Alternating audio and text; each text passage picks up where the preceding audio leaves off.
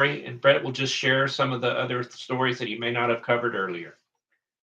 Again, thank you for this chance. I'm just thinking of stories that happened over our lifetime. One of them was whenever my dad, mom, we were in Lake George, New York, and my mom was working for the postmaster of the town, and I wish I could remember his name. Um, I just can't. It was a good old Irish name, but I can't remember his name. And it turned out that mom really liked the guy. He was really nice to work with, very easy to work with. And my dad was the kind of guy that he knew his stuff. He wouldn't say something unless he knew it. And he had worked for the post office, and so he knew the ongoings and workings of the post office. So one day he's down there and he's literally butting heads with the postmaster. Postmaster, you can't send this. My dad said, this way you can send it. No, you can't. They went back and forth on it. Well, dad came home one day and said, I had a run in with your boss. And she says, what happened? And she explained to her about the postage being sent, whatever it was. He said, honey, he said, he's a nice guy. I like him. He says, well, he's stupid. He doesn't know what he's talking about. Well, honey, I like the guy. Did you tell your name? No, I didn't say my name. Like, I don't think he knows you. And I'm just, honey, please. So mom was, I mean, for about 10 minutes, like, but he's got it wrong. You're not supposed to do it. I understand that. I don't know anything about it, she says. I'm not, he's a postmaster. He's supposed to know about it. I mean, that's why he's got the job. He's supposed to know what he's doing. He doesn't know what he's doing. He says, well, he says, I'm going to tell him. I'm going to get this right here, and I'm going to show him that he's wrong. He said, honey, please. Well, the next day, he goes down there, and they come back that evening, come back together, and she says, yeah, I saw your boss. She says, yeah, and how'd it go? She says, he didn't say anything to me, and I didn't say anything to him, so that's all there was. And that was the end of the story. But to me, it was hilarious because old mom was sweating bullets that something would happen because he was such an easy guy to work with. Another story that is interesting had to do again. Remember, dad had a problem with his back. And I don't mean to put my dad down because he was such an incredible man. And mom was such a loyal mom and a wonderful mom. But dad probably is of the two people, mom or dad, mom was much more the people person. She just seemed to get along with people well. She just do her business. And dad was kind of like, that guy drives me crazy. Well, we had some landlords who were from France or something like that. And they spoke English, but they had an accent, and that drove my dad up a wall because, hey, you're in America, you live and talk the way Americans talk. They butted heads. And when we fell behind on our rent a little bit, oh, they were furious. And they didn't like dad, so that was their excuse. And the reason why we fell back on our rent was like I told you, dad's back. He had a slip disc, and periodically it would slip out, and he'd be out for a few days, and that would knock us flat for a few days. Well, he didn't like that, and oh, they were wrestling up, they were making noises. Well, my mother had an uncle we call Uncle Mac, Malcolm Provost. And I talk to him on the phone all the time. We've seen him many times. We go by, we went by, if we ever went to Schenectady, we'd stop by and see Uncle Mac. He had a distinctive talk. He'd go, yeah, Brad, yes. I talked to your father the other. I talked to you. He just had that lighthearted type of, he was a funny guy, right? He was a teacher one time. He was superintendent. He was also real estate. He just had a way with people, right? So he called Uncle Mac up and he says, okay, Jane, I know Earl doesn't like that. He says, I'll come down. He comes down. And we're driving up, me and Brad and my mom are in the car. He said, I'll go over. His house is like, we're sitting here. The house is almost to the next street. It was quite a long lawn, you know. I'll take care of it. He goes in there. And of course, he brought some money with him and everything, right? It was probably within 5 minutes. We could literally hear the laughter across the block. They were laughing so hard. It was coming through the window. I mean, the thing was shut up, and you could hear them. They were just they were rolling. And then about 10 minutes later, Uncle Mac came out and said, "You're all good." Drove off. But then again, had nothing. It was just that he had a way with people. Another story I think of in terms of dad. He was strict, and he didn't believe that um uh, Brad and I need to be treated equally. Well, the Bob Mayhew, like dad, like mom, and Sandra had a daughter. They kind of liked me. So they came by one night, and mom was outside, me and my brother outside, and they said, "Hey, we're going to go to the movie. Brett, you want to go?"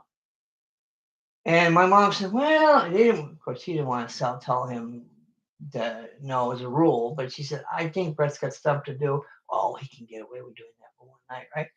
Well, I went ahead and got in the car and I went, and I'll tell Brad we're going to get ice cream. I went to the movie.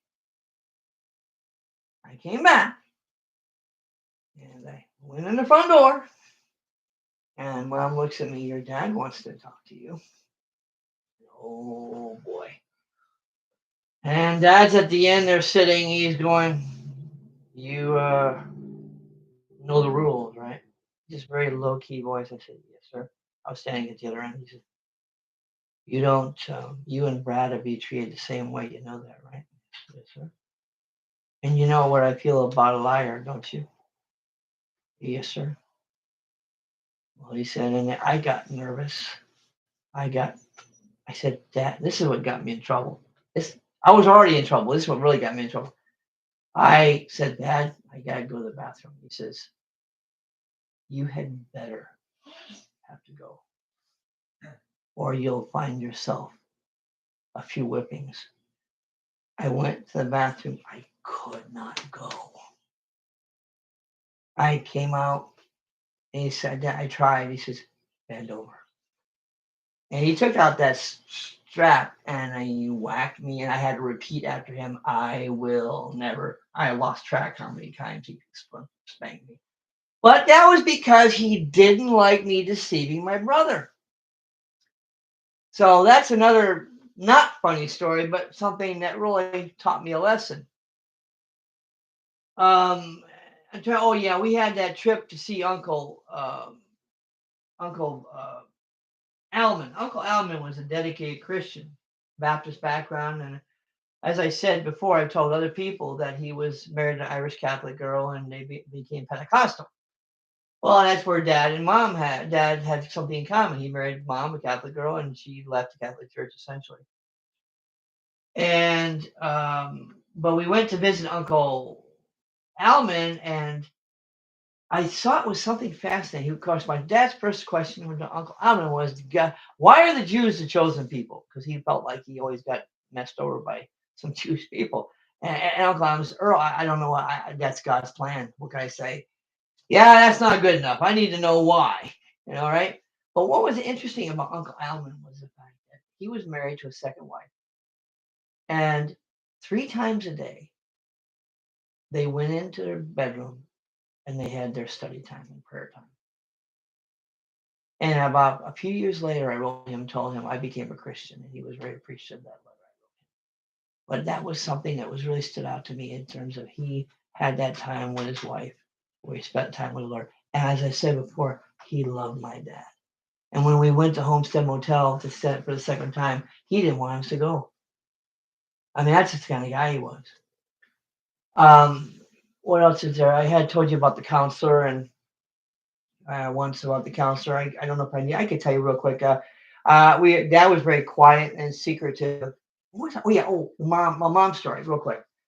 Um, Mother was raised Catholic, and we went to see her aunt. Her aunt Ree was her favorite aunt because whenever Grandma and Grandpa they were busy at the restaurant, and during the summertime they didn't want Mom hanging around the restaurant, so they would send her up to Aunt Ree.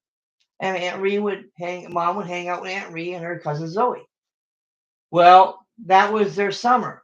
She got to know Aunt Ree, got very, very close to her. She loved Aunt Ree. And two things happened. One is I told you about this. The dad, whenever we were driving up in that area, mom would drop in and say hi to Aunt Ree. And my dad was the kind of guy who said, no, no, no. He said, we don't do that. I want to call ahead. And so they had a compromise. Mom would slip in the door, knock on the door, and ask if it's okay. And if she said no, then they would keep on going. If they said it was okay, then dad would have to put on a nice little act for 10 minutes and stop by and say hi, drag us in and talk to him for a few minutes. But one time we went up there for the weekend, and I committed a no-no. We're passing the potatoes around, and oh man, I love those potatoes. And they're asking me, do you want any more helpings? And my dad gave me a look of no. And I made the stupid comment of saying, my dad doesn't want me to have any helpings. And Ari, oh, come on, Earl. Oh, I didn't say anything. Well, I got the helpings, but later on, Dad said to me, don't you ever do that to me again. Well, anyway, we spent the night with the family. And then the next day, Mom went to church with them because they were all Catholic. And they were asked, Earl, do you want to go? No, thanks. We stayed. Mom went to Mass with the family.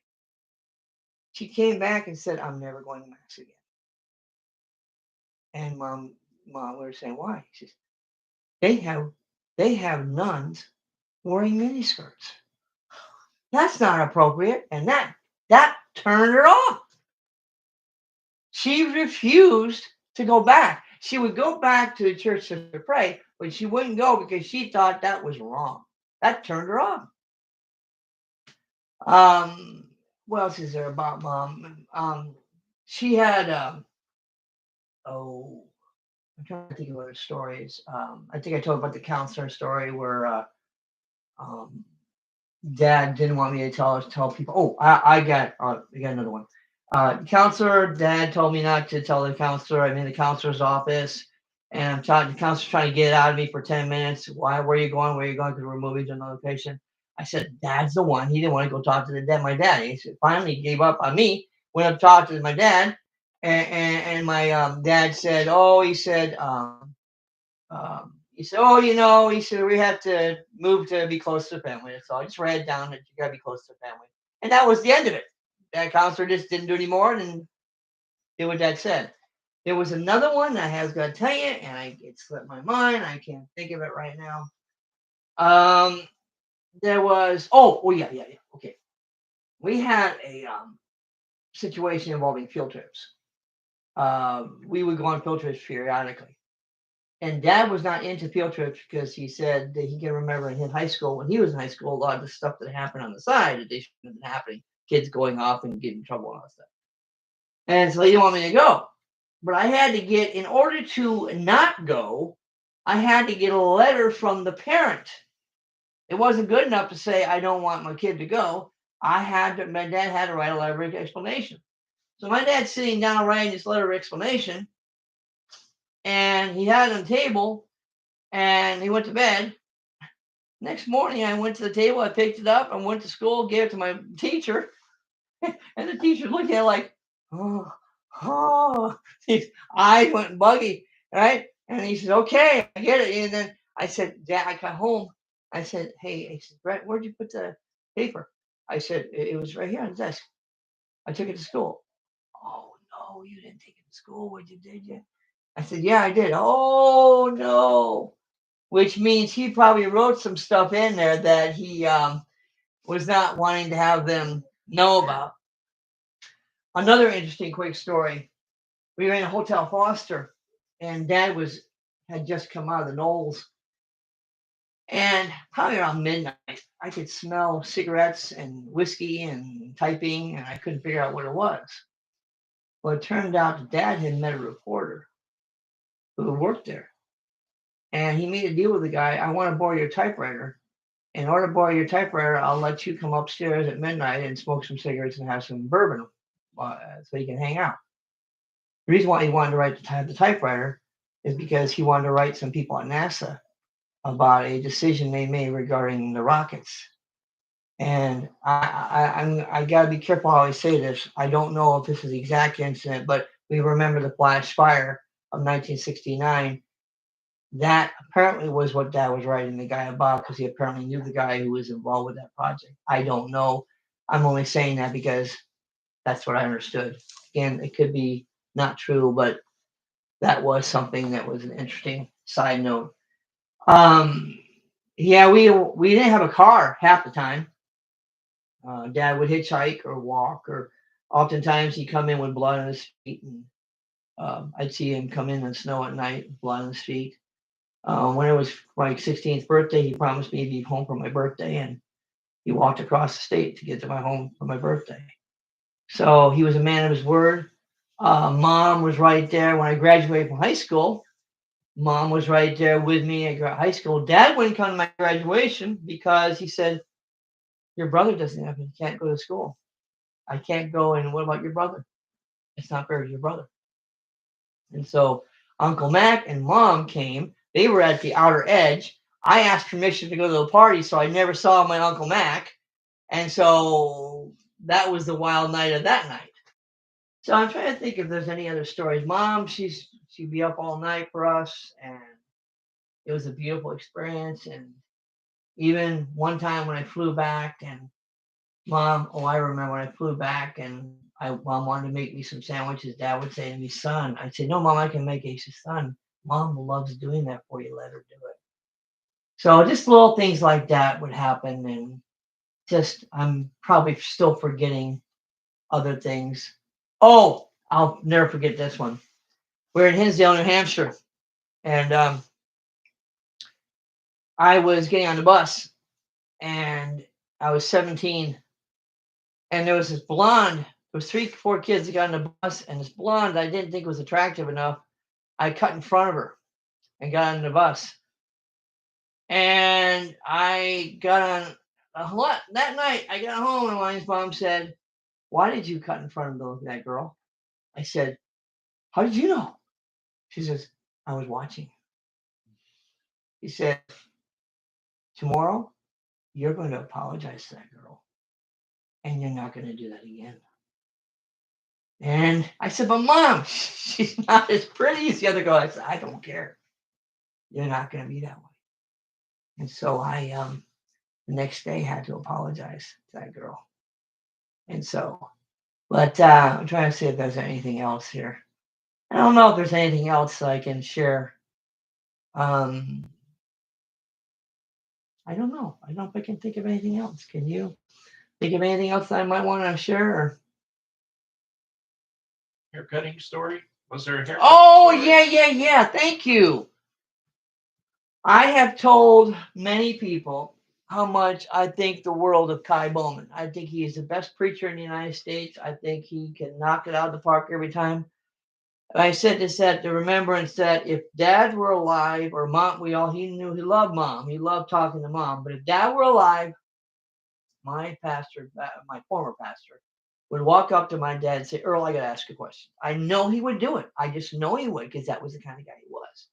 And it reminds me of when he was going at the track one night, and this young kid came up to him and said, "Hey, Earl," he says, "I don't get this. I cannot get a job. I want this job working at this place." And he says, "They won't hire me." And he says, "Well," he says, "what's wrong?" He said, "Well, they said I don't look right." He says, "Well, cut your hair." He says, I like my hair long." He says, "You're not going to get the job unless you actually," "I know that." He said, "Well, here's what you do. Get your hair cut." "But no, I don't want to get your hair cut. Then let them hire you. And then once they hire you, you can grow your hair back." And the kid said, "Oh, I never thought of that." A week later, he comes back, looks for Dad, and said, "He had his hair. See?" He says, "What did I tell you? I got the job." And then every other week he come by and he started to grow that hair back. And that was just an example of how Dad could somehow give you. I'm going to give you another story that I don't know if I could never prove it, but it had to do with dating in California. You say, "Why are you giving your dad's stories, not as much from Mom?" Because Dad was the one that gave me the advice more than Mom. Mom was always letting me make my own decisions. Dad did too, but if I asked him, he'd tell me. But he told me, Brett, he says, look, you want to get a date? I said, I'm living in California. Everybody goes up by group. He says, that's what you do. Go up to a girl and ask her, well, what do they do around there? So they go to the baseball game. Okay, tell her you're going to go to Anaheim baseball game. You're going to go pick her up, and you're going to, take her. You're gonna come pick her up, take her to the place. Make sure you take her to the place, to the stadium, and everywhere you go, you take her with you. You do not leave her alone, and then you bring her back. I said, yeah, Dad, but you don't understand. They won't do it. I said, Brett, go up to one. Well, what if the girl turns me down? Go to another one.